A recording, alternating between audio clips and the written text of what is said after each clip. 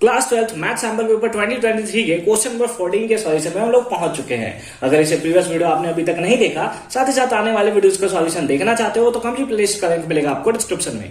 Question number 14 है, given two independent events A and B.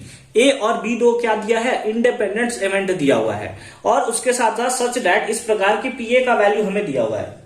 तो given लिख लेंगे, गिवन में क्या लिखेंगे, that is P A probability of event A कितना दिया है, दैट इज 0.3 और प्रोबेबिलिटी ऑफ इवेंट बी हमें दिया हुआ है, दैट इज कितना 0.6। तो इस बेसिस पे हमें इसका वैल्यू सिंपली फाइंड आउट करना है। किसका वैल्यू, तो पी ए है ना, ट्रांसपोज ऑफ ए बोल सकते हो, ठीक है।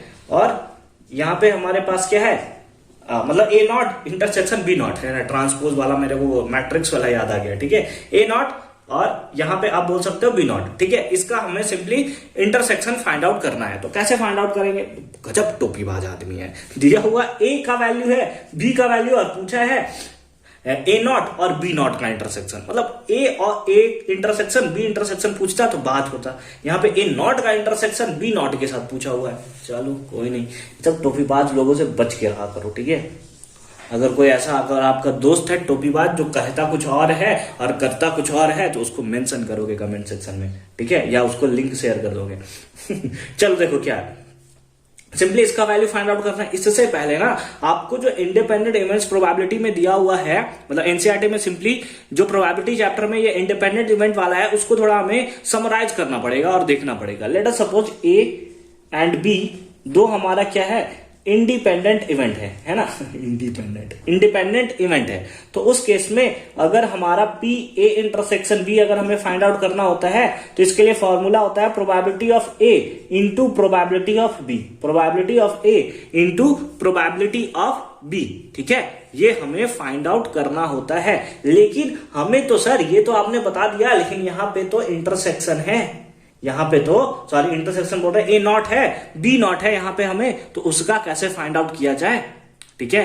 तो चलो देखो, अब अगर ए और बी इंडिपेंडेंट इवेंट है तो ये तो होगा ही, साथ ही साथ एनसीईआरटी में एक और चीज उसके नीचे मेंशन है कि उस केस में आप बोल सकते हो कि ए और बी नॉट है ना, ए और बी नॉट वो भी हमारा कैसा होगा, इंडिपेंडेंट हमें देखने को मिलेगा। या फिर बी और ए नॉट जो होगा वो भी हमें कैसा देखने को मिलेगा, इंडिपेंडेंट देखने को मिलेगा। और A not, A dash and B dash है ना, ए नॉट और बी नॉट भी हमें क्या देखने को मिलेगा, इंडिपेंडेंट देखने को मिलेगा। अगर ए और बी इंडिपेंडेंट है तो ये तो फॉर्मूला लगेगा ही, ठीक है। और अगर हमारा ए और बी इंडिपेंडेंट है तो ए और बी डैश जो होगा वो भी इंडिपेंडेंट होगा, बी और ए डैश जो होगा वो भी इंडिपेंडेंट होगा, ए डैश और बी डैश दोनों भी क्या होगा, इंडिपेंडेंट होगा। यानी कि इस केसेस में आप इस बेसिस पे फॉर्मूला आप फाइंड आउट कर सकते हो। यानी कि जो यहाँ पे ए के प्लेस पे ए दिख रहा है, बी के प्लेस पे बी दिख रहा है, यहाँ पे आप बस यही चीज को लिख सकते हो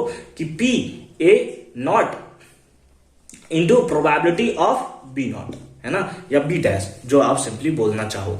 लेकिन सर ये तो आपने कह दिया, ठीक है, इस बेसिस पे हमने समझ लिया, इंडिपेंडेंट था, इस बेसिस पे हमने इतना सारा कॉन्सेप्ट समझ लिया। लेकिन आप ये बताओ कि यहाँ पे ए नॉट निकालेंगे कैसे। तो आपने क्लास 10th में ऐसा पढ़ रखा होगा, यानी कि आप 10th से तो लगातार पढ़ते आ रहे होंगे कि दो प्रोबेबिलिटी ए और प्रोबेबिलिटी नॉट ए है ना, probability of A and probability of not a, होने का प्रोबेबिलिटी और हो रहा है प्रोबेबिलिटी, इसका दोनों का सम कितना होता है, 1 के इक्वल होता है। तो आपको ए दिया हुआ है तो 1 में से 0.3 माइनस कर लो ना, ये आपको वैल्यू दिया है 0.3, तो नहीं होने का प्रोबेबिलिटी सिंपली है ना, तो नहीं होने का प्रोबेबिलिटी सिंपली अगर आपको निकालना है तो ये इसको माइनस कर दो तो कितना आएगा, 0.7। तो इस बेसिस पे आप बोल सकते हो कि क्या पी ए नॉट इसका वैल्यू कितना होगा, 0.7 होगा। उसी बेसिस पे आप पी बी नॉट निकाल सकते हो, कितना होगा, पी बी नॉट होगा, 1 में से 0.6 को माइनस कर देंगे तो आ जाएगा 0.4। कितना आ जाएगा, 0.4 हमें देखने को मिलेगा। और अगर आपका निकल गया ना तो किस बात का अब तक वेट किए हुआ है, किसका वेट किए हुए, पी ए नॉट कितना है, that is 0.7 into P B not कितना है, 0.4 मल्टीप्लाई करोगे 0.28 option number C is the right answer. I hope कि यह कॉन्सेप्ट आपको एकदम प्रॉपर फॉर्म में समझ में आया होगा। ठीक है, अगर इस वाले फॉर्मूला में आए तो सर ये आपने अगर बताया है तो इसका क्या फॉर्मूला होगा, तो बस यहां पे हो जाएगा हमारे पास ए, है ना, इसको अभी ऐसे छोड़ देते हैं, ये तो सॉल्यूशन है हमारा ना। तो ये अगर ए और बी डैश, अगर हमें ए और बी दिया है इंडिपेंडेंट और हमसे ये वैल्यू पूछता, ये वैल्यू पूछता है ना कि इसका वैल्यू बताइए कि कितना होगा, तो अगेन हम लोग यूज करते P A into P B dash, P B dash. ठीक है, तो इस टाइप से यूज करते हैं। हमारे पास ये वाला कॉन्सेप्ट हमसे पूछा हुआ था तो हमने ये वाला वैल्यू पुट किया है। ठीक है, तो आई होप कि इसका मतलब एकदम मैंने धागा खोलकर रख दिया है। अब इससे ज्यादा कुछ और एक्सप्लेन तो मैं आपको नहीं कर सकता, हर एक चीज, हर एक कॉन्सेप्ट को मैंने एक्सप्लेन करके रख दिया है। ठीक है, तो आई होप कि ये कॉन्सेप्ट आपको अच्छे तरीके से समझ में आया होगा, और किस टाइप से ये टोपीबाज आदमी था उसको भी हमने देख लिया है। और उसी टाइप के टोपीबाज आदमी को आप सिंपली मेंशन कर दोगे या उसको सिंपली लिंक शेयर कर रहे हो। सर शेयर करवा रहे हो, बहुत तेज बन रहे हो कि उसको देखेगा, व्यू मिलेगा, आपको पैसा मिलेगा। अरे भैया थोड़ा मोड़ा हमें भी कमाने दो यार, कमाने दो, थोड़ा मोड़ा तो कमाने दो। ठीक है, मिलते हैं आपसे अगली वीडियो में।